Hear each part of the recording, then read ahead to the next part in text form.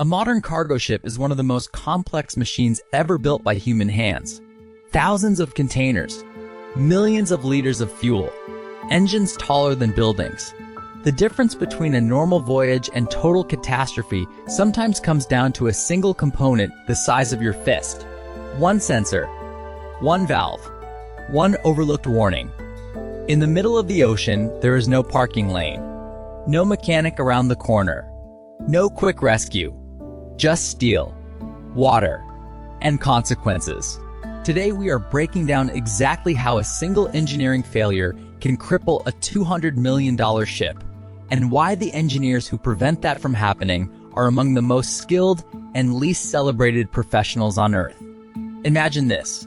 You are crossing the Indian Ocean. The engine has been running for weeks. Every gauge is steady. Every system reads normal. Then, quietly, a lubricating oil pressure reading begins to fall. At first, it looks like a small fluctuation, easy to dismiss. But inside the engine, metal surfaces are already beginning to make contact with each other. And once metal starts grinding against metal inside a marine diesel engine, things deteriorate very fast. By the end of this video, you will understand how marine engines survive extreme conditions, what failures engineers fear most, and how one overlooked reading can trigger a chain reaction worth millions of dollars. Most people never think about what actually powers global trade. Hidden deep inside modern cargo ships are engines so massive, they look like something from another era of engineering entirely. Some marine diesel engines stand over 15 meters tall. That is roughly the height of a 4-story building sitting inside the hull of a ship. These engines can produce more than 80,000 horsepower. And unlike car engines, they do not run for an hour or two. They run continuously, for days, for weeks, sometimes for months. That creates an extraordinary engineering challenge, because heat is always attacking the system. Pressure is always building. Salt water is always corroding the metal. Vibration is slowly weakening components with every revolution. A ship engine lives a brutal life, and marine engineers understand something most people find deeply unsettling. Most catastrophic failures do not begin with explosions. They begin quietly. A strange sound, a temperature reading 1 degree too high, a pressure drop that looked insignificant, like a storm forming far beyond the horizon. And here is what still surprises experienced engineers. Some of the most catastrophic ship failures in history were caused by components smaller than your hand. Let us go back to that lubricating oil pressure drop. Without oil, moving metal parts generate friction. Friction generates heat. Inside an engine producing tens of thousands of horsepower, that heat builds with terrifying speed. A single bearing begins receiving less lubrication than it needs. At first, nothing dramatic happens, but slowly the varying temperature rises. The metal expands. Surface damage begins. Tiny metal particles contaminate the oil system. Then things accelerate. Vibration increases. Temperatures climb. Alarms appear in the engine control room. This is the moment where engineering becomes something else entirely. Because now, humans enter the equation. Do the engineers stop the engine immediately, or keep running and hope the readings stabilize? That decision carries enormous consequences. Because if the bearing fails completely, propulsion can be lost. A vessel the length of 4 football fields begins drifting at the mercy of weather and current, all from one small failure. That started with a pressure reading nobody wanted to take seriously. But engine damage is only part of the problem, because sometimes the real danger is not the engine stopping, it is what happens to the ship and the crew in the moments after. The ocean does not care about engineering mistakes. If a ship loses propulsion during rough weather, maintaining control becomes extremely difficult, extremely fast. Without propulsion, wind and sea begin making the decisions. Containers can shift. The vessel can roll dangerously. Collision risk increases dramatically. This is precisely why marine engineering is built around one principle above all others: redundancy. Backup systems, emergency generators, auxiliary pumps, duplicate monitoring systems. Everything exists because engineers understand one uncomfortable truth. Failure is not a question of if, it is a question of when. The real goal is not to build systems that never fail, it is to build systems where one failure can never become total disaster. Today, ships are becoming significantly smarter. Modern vessels carry sensors across every critical system. AI-assisted predictive maintenance platforms monitor thousands of data points simultaneously.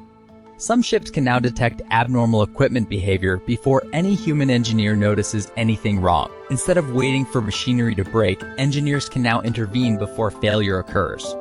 This is where artificial intelligence is quietly transforming engineering at sea. Not by replacing engineers, but by giving them something they never had before: time. People often think of engineering as equations and machines.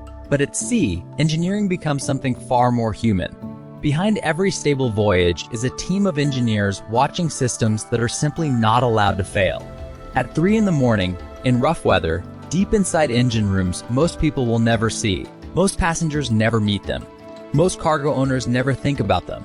But the modern world quietly and completely depends on their decisions every single day, quietly keeping the modern world moving. But let us talk about something that technical manuals never cover: the human cost of engineering failure at sea.